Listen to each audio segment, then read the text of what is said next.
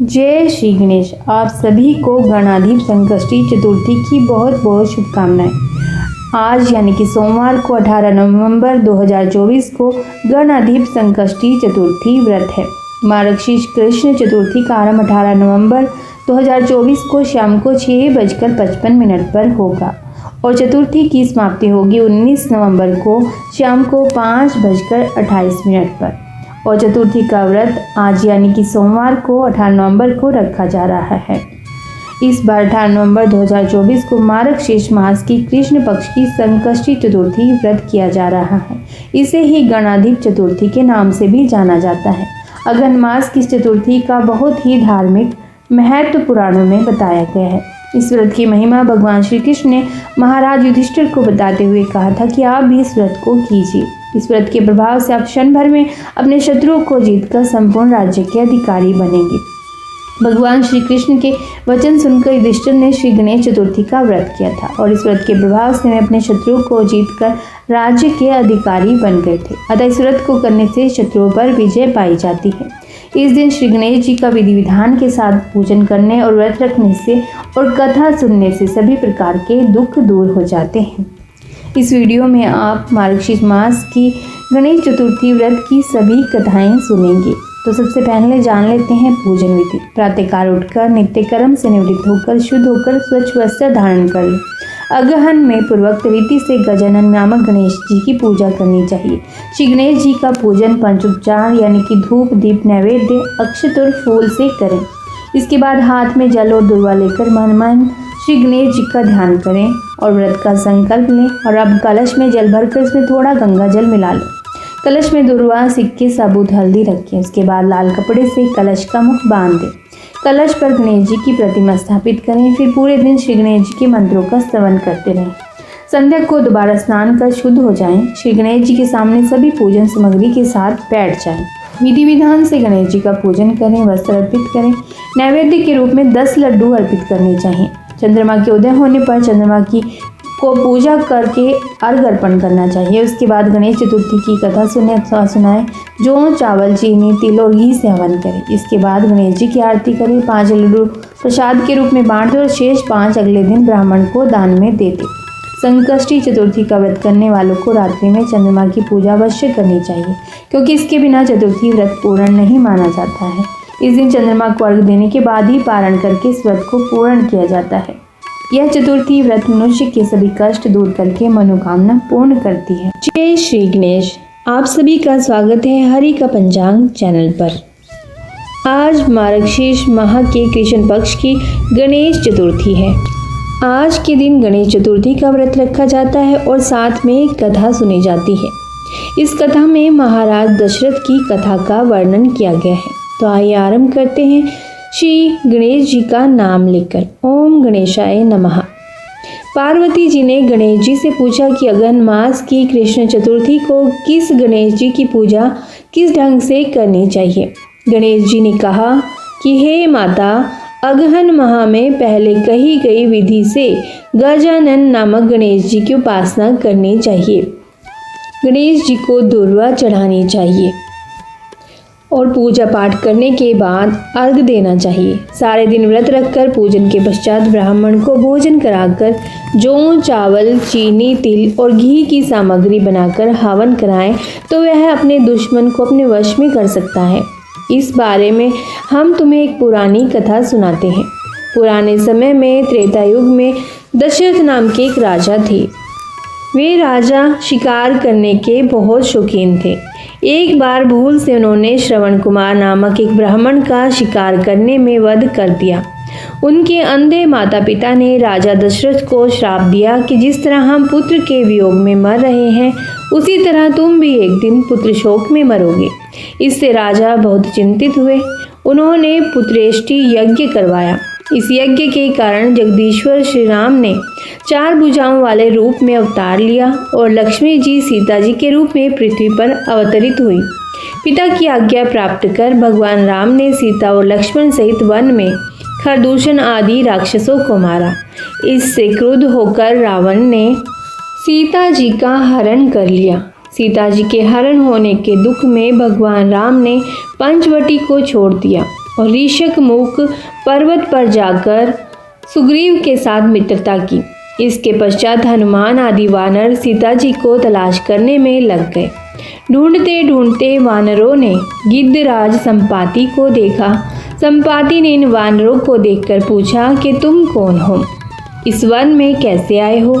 तुम्हें किसने भेजा है? संपाति के ऐसा पूछने पर वानरों ने कहा कि दशरथ जी के पुत्र श्री भगवान राम जी सीता जी और लक्ष्मण सहित दंडक वन में आए हैं। वन में उनकी पत्नी सीता जी का हरण कर लिया गया है। हे मित्र, हमें पता नहीं कि सीता जी कहाँ हैं। यह सुनकर संपाति ने कहा कि तुम सब श्री रामचंद्र जी के सेवक होने के कारण हमारे भी मित्र हो। जानकी जी को किसने हरा है और वे कहाँ हैं इसका मुझे पता है। सीता जी के लिए मेरे छोटे भ्राता जटायु ने भी अपने प्राणों की बलि दे दी। भगवान श्री राम जी को स्मरण कर जटायु ने अपने प्राणों को छोड़ा है। यहाँ से कुछ दूरी पर समुद्र है, जिसके उस पार राक्षस नगरी है। उस नगरी में शीशम के वृक्ष के नीचे सीता जी बैठी हुई हैं।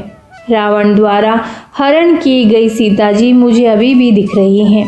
मैं आपको सत्य बता रहा हूँ। समस्त वानरों में केवल हनुमान जी ही परम बलशाली हैं, इसीलिए उन्हें वहां जाना चाहिए। वे ही अपने बल से समुद्र को पार कर सकते हैं, अन्य कोई इसको पार नहीं कर सकता। संपाति की बात सुनकर हनुमान जी ने पूछा कि हे संपाति, इस विशाल समुद्र को मैं कैसे लांघ सकता हूँ? जब यह सब वानर समुद्र को पार नहीं कर सकते, तब मैं अकेला समुद्र को कैसे पार कर सकता हूँ? हनुमान जी की बात सुनकर संपाति ने कहा कि हे सखा, आप संकट नाशक गणेश चतुर्थी का व्रत करें। इस व्रत के प्रभाव से आप कुछ ही क्षण में सागर को पार कर लेंगे। संपाति के कथन अनुसार हनुमान जी ने संकट चतुर्थी के सुंदर व्रत को किया। हे अचल सुते, इसके प्रभाव से हनुमान जी कुछ ही क्षण में सागर को लांघ गए। इस संसार में इस व्रत के समान अन्य कोई व्रत सुखदायक नहीं है। कृष्ण जी कहते हैं कि हे धर्मराज युधिष्ठिर, आप भी इस व्रत को करें। इस व्रत के करने से आप शीघ्र ही अपने शत्रुओं को पराजित करके समस्त राज्य के स्वामी बनेंगे। देवकी नंदन श्री कृष्ण के वचनों को सुनकर युधिष्ठिर ने गणेश चतुर्थी का व्रत किया। इस व्रत के परिणाम स्वरूप वे अपने शत्रुओं को परास्त कर राज्य के स्वामी बन गए। जय श्री गणेश। श्री गणेश जी ने जैसी कृपा हनुमान जी पर और राजा युधिष्ठिर पर बनाई है, ऐसी ही हम सभी पर बनाए रखें। जय श्री गणेश। आइए सुनते हैं चौथ माता की कथा। एक सेठ सेठानी थे। उनके एक बेटा और बहू थे। बहू सबको भोजन करा के फिर स्वयं भोजन करती थी। एक पड़ोसन ऐसी भी थी जो रोज पूछती थी कि बहू आज क्या बनाया खाया है। बहू कहती ठंडो बासी। एक दिन उसके पति ने ऐसा सुनकर विचार किया कि आज तो पकवान बनाए जाएं, फिर देखें मेरी पत्नी क्या कहती है। उसने तरह तरह के पकवान बनवाए और घर के सभी लोगों ने एक साथ बैठकर भोजन किया। आज भी पड़ोसन ने पूछा तो बहू ने कहा ठंडो बासी। सेठ के लड़के ने सोचा हो न हो कोई बात जरूर है जिससे कि मेरी पत्नी ऐसा कहती है। उसने पत्नी से पूछा तुम हर रोज ठंडो बासी खाया ऐसा क्यों कहती हो, जबकि सबने एक साथ बैठकर कई तरह के पकवान खाए। उसकी पत्नी बोली हम जो खा रहे हैं वह बाप बूढ़ों की कमाई है। जिस दिन आप कमा कर लाओगे उस दिन मैं समझूंगी कि ताज़ा भोजन कर रहे हैं। अब एक दिन लड़के ने माँ से कहा मैं एक बड़े शहर में कमाई करने जा रहा हूँ। माँ बोली बेटा अपने पास इतना धन है कि खाया नहीं घुटेगा। माँ के मना करने पर भी बेटे ने स्वयं कमाने का दृढ़ निश्चय कर लिया और जाते समय पत्नी से कहा कि मैं जब तक कमाकर बहुत सा धन लेकर ना आऊं तुम चूल्हे की आग मत बुझने देना। एक दिन चूल्हे की आग बुझ गई तो वह मन ही मन घबराने लगी, कहीं मेरे पति पर संकट तो नहीं आन पड़ा, जल्दी से पड़ोस में से आग लाकर चूल्हे में रख दूं। ऐसा विचार करके पड़ोस में गई। वहाँ पड़ोसन चौथ माता का व्रत पूजन कर रही थी। पड़ोसन ने कहा थोड़ी देर में आकर ले जाना। बहू ने पड़ोसन से पूछा आप यह व्रत क्यों करती हो, इससे क्या मिलता है? पड़ोसन ने कहा चौथ माता के इस व्रत को करने से अन्न लक्ष्मी मिलते हैं और अपनी मनोकामना पूरी होती है। अब बहू भी चौथ माता का व्रत करने लगी। दीवार पर चौथ माता बनाई। उस दिन घी गुड़ का चूरमा बनाकर रात्रि को चंद्रमा को अर्घ देकर भोजन करती। ऐसा करते करते बहुत दिन बीत गए। चौथ माता ने उस बहू के पति को सपना दिया कि साहूकार के बेटे तू जागे कि सोए, तेरी पत्नी बहुत याद कर रही है। घर जाकर उसकी चिंता मिटा। तू दुकान खोलकर कंकु केशर का पगलिया बना के बैठ जाना। आज तेरा हिसाब किताब चुकता हो जाएगा। अब तो चौथ माता ने जैसा कहा था वैसा ही हुआ। उसने घर जाने की तैयारी की और गाड़ी भर के धन दौलत लेकर चल दिया। रास्ते में एक बड़ा सा काला नाग फन फनाए बैठा था और कहने लगा, आज तो मैं तुझे डसूंगा, छोड़ूंगा नहीं। आज तेरी आयु पूरी हो गई है। सेठ के लड़के ने कहा, आज चौथ माता ने मुझे सपना दिया तो मैं अपनी पत्नी से मिलने घर जा रहा हूँ। वहाँ मेरी पत्नी बहुत चिंता कर रही है। मैं उससे मिलकर जरूर आऊँगा, तब तुम मुझे डस लेना। नाग ने कहा, तुम शपथपूर्वक कहकर जाओ तो मैं तुम्हें जाने दूंगा, परंतु लौट कर नहीं आए तो तुम्हारे घर आकर मैं तुम्हें डस लूँगा। इस प्रकार सर्प को वचन देकर वह अपने घर पहुंचा। वहां सभी ने हंसी खुशी से मिला और भोजन कर के उदास होकर बैठ गया। उसकी पत्नी ने उदास होने का कारण भी पूछा तो पति ने काले नाग वाली सारी बात उसे बता दी और कहा, यदि मैं उसके पास नहीं जाऊंगा तो वह घर आकर ही मुझे डस लेगा। पत्नी बहुत चालाक थी। उसने कहा कि आप घबराओ नहीं, लेट जाओ, मैं एक उपाय करती हूँ। पत्नी ने कमरे की 7 सीढ़ियों को धोया। पहली पैड़ी पर उसने रेत बिछाई, इसके बाद और दूसरी पर उसने इत्र लगाया, तीसरी पर गुलाल रखा और चौथी पर कंकु केशर, 5वीं पर लड्डू पेड़ा, 6ठी पर गाड़ी कलोजा गद्दे रखे और 7वीं पीढ़ी पर दूध का कटोरा भरकर रख दिया। इस प्रकार वह 7 पीढ़ियाँ यानी कि सीढ़ियाँ सजाकर बैठ गई। इन पौड़ियों पर इतना सामान रखा था कि कोई भी उस पर आराम कर सकता था। आधी रात होते ही नाग आकर सीढ़ियाँ चढ़ने लगा। पहली सीढ़ी पर रेत में लौट गया और कहने लगा कि सेठ की बहू ने आराम तो बहुत दिया, परंतु वचनों से बंधकर आया हूँ, सो डसूंगा अवश्य ही। इसी प्रकार 7 सीढ़ियों पर नाग आराम करता हुआ और कहता हुआ कि डसूंगा जरूर कमरे में जाने ही वाला था कि चौथ माता ने विचार किया कि मैं इसे नहीं बचाऊंगी तो संसार में धर्म कर्म और व्रत पूजन को कौन मानेगा। अब तो गणेश जी, चंद्रमा जी और चौथ माता ने उसे बचाने का निर्णय लिया।